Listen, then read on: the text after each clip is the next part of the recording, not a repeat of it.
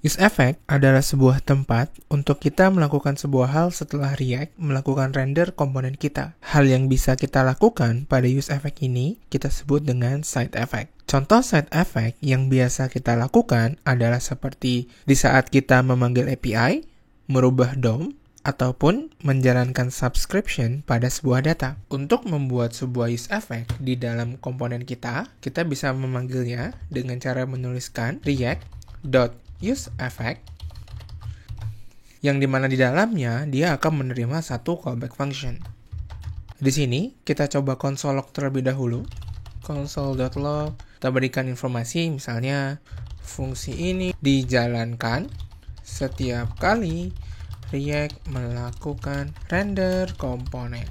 Kita save, kita coba lihat di browser. Nah, sekarang di dalam konsolnya muncullah satu informasi. Fungsi ini dijalankan setiap kali React melakukan render komponen. Yang dimana konsol ini kita taruh di dalam use effect di sini.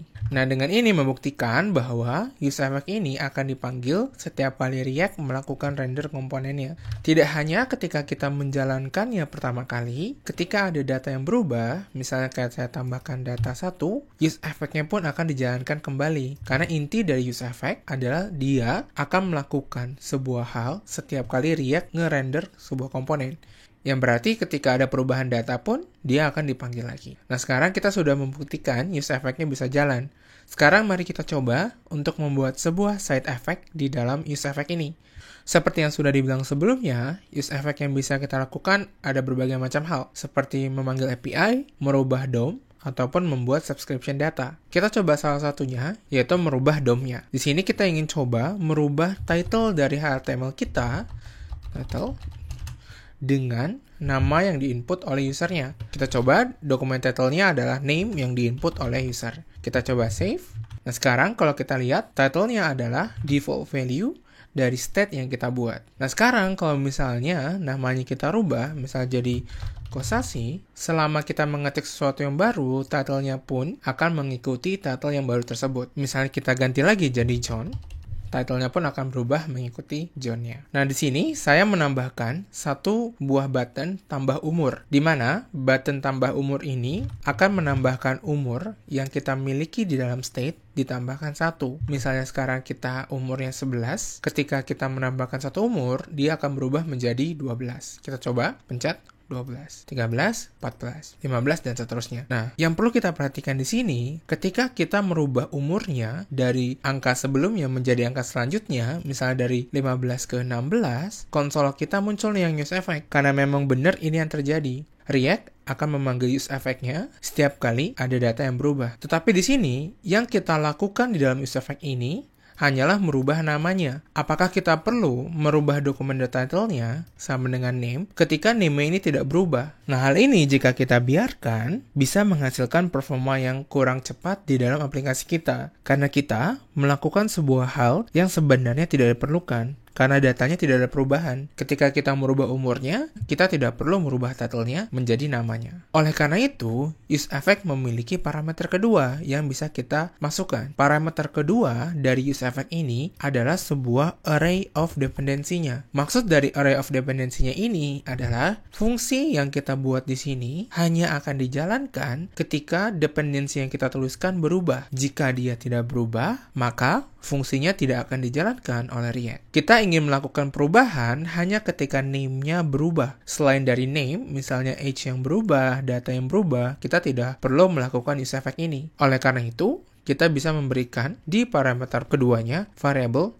name-nya. Kita coba save, lalu kita lihat ke browser lagi. Sekarang, kalau misalnya kita rubah namanya dari semi menjadi Kosasi, konsol kita akan muncul. Tetapi, ketika kita merubah umurnya, tambah umur, teman-teman lihat di sini, konsolnya tidak menambah. Karena sekarang kita sudah memberikan sebuah dependensi bahwa fungsi ini hanya akan jalan ketika name-nya berubah. Selain itu, fungsinya tidak akan dijalankan. Use effect juga sering kita gunakan untuk menghit third-party API pada aplikasi React kita. Kita bisa mengsimulasikan kita menghit third-party API dengan menggunakan set timeout-nya. Sama seperti state yang bisa kita tuliskan lebih dari satu, use effect pun kita bisa tuliskan lebih dari satu. Kita bisa tulis lagi react.useEffect. Parameter pertamanya adalah sebuah callback function. Nah, di sini untuk mensimulasikan hit API-nya, kita coba menggunakan setTimeout. Kita ibaratkan loading ini akan hilang nih setelah 100 detik, yang kita asumsikan bahwa datanya sudah berhasil diambil dari third party API yang kita punya. Kita coba tuliskan setTimeout. Di sini kita rubah loadingnya, set loadingnya menjadi false. Set timeout-nya jalan setelah 100 milisecond. Kita coba save. Kalau kita lihat, ada loading, dan setelah 100 milisecond, datanya muncul. Nah, seperti yang sudah kita pelajari sebelumnya, untuk menghindari perubahan data yang tidak kita inginkan, kita bisa memberikan array of dependency di dalam useEffect ini. Kalau kita lihat di sini, yang berubah adalah state loading-nya kan, dari true menjadi false, atau false jadi true. Berarti di sini, kita bisa berikan parameter keduanya adalah sebuah array dengan dependensi state loading. Kita coba save, kita ke browser, outputnya pun masih sama. Nah, dengan kita menuliskan useEffect seperti ini, maka setiap kali loadingnya berubah, useEffect-nya akan jalan. Terkadang, kita membutuhkan sebuah tempat yang hanya jalan satu kali. Biasanya pun third party API hanya dijalankan satu kali, ketika React berhasil merender komponennya untuk pertama kali. Untuk menghandle hal tersebut, kita bisa memberikan dependensinya ini menjadi array kosong. Maksud dari array kosong di sini adalah useEffect yang kita daftarkan di sini hanya akan dijalankan satu kali ketika React berhasil merender komponennya untuk pertama kalinya. Kita coba save. Kita lihat ke browser, hasilnya masih sama. useEffect juga menyediakan sebuah cleanup function untuk membersihkan efek yang sudah terjadi sebelum kita menjalankan efek yang terbaru. Contoh yang paling sering kita gunakan adalah ketika kita melakukan subscription sebuah data. Di function cleanup ini, kita akan membersihkan subscription yang kita buat sebelumnya. Untuk membuat cleanup function di sini, di dalam useEffect yang kita inginkan, kita harus mereturn sebuah function. Kita coba return sebuah function. Di sini kita coba console log terlebih dahulu, cleanup function dijalankan. Kita coba save. Kalau kita coba lihat ke browser hasilnya apa, pertama kali fungsi ini dijalankan. Ini ketika React ngerender komponennya untuk pertama kali. Tetapi ketika kita merubah datanya, notice di sini, sebelum useEffect-nya itu jalan, cleanup function yang kita buat akan dijalankan terlebih dahulu. Kita rubah lagi, clean up terlebih dahulu, kita bersihkan sisa-sisanya, lalu kita menjalankan useEffect yang kita punya, dan seterusnya.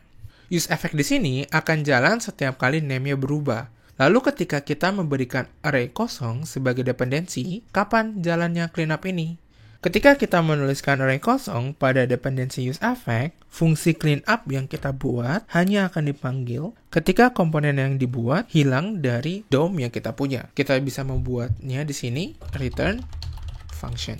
Untuk kasus setTimeout seperti ini, kita bisa melakukan clear timeout di saat kita melakukan cleanup useEffect ini. Kita bisa ambil ID-nya, lalu kita bisa melakukan clear timeout. Dari apa? Dari timeout yang kita buat sebelumnya. Kita coba save. Masih jalan. Clear timeout digunakan agar tidak ada muncul memory leak di dalam aplikasi React kita. useEffect adalah sebuah fungsi yang akan dijalankan oleh React setiap kali React berhasil merender sebuah komponen, baik di awal atau ketika ada perubahan data dari state yang kita punya. useEffect merupakan sebuah function di mana parameter pertamanya adalah sebuah function, di mana function ini adalah fungsi yang akan dijalankan setiap kali React melakukan render komponennya. Lalu useEffect pun akan menerima parameter kedua, yaitu dependensi datanya, di mana dependensi data ini menentukan apakah fungsi yang kita punya akan jalan atau tidak. Jika data tersebut berubah, maka fungsinya akan dijalankan. Jika tidak, maka tidak akan dijalankan. Ketika kita hanya ingin menjalankan useEffect satu kali, kita bisa memberikan array kosong pada parameter keduanya, menandakan useEffect ini hanya akan dijalankan satu kali. Di dalam fungsi useEffect ini sendiri, kita bisa mereturn sebuah fungsi lagi, di mana fungsi ini kita sebut dengan cleanup function. Yang dimana fungsi cleanup ini akan dijalankan sebelum useEffect tersebut jalan kembali. Biasanya, cleanup function ini digunakan untuk membersihkan data-data subscription ataupun membersihkan timeout yang kita punya seperti ini.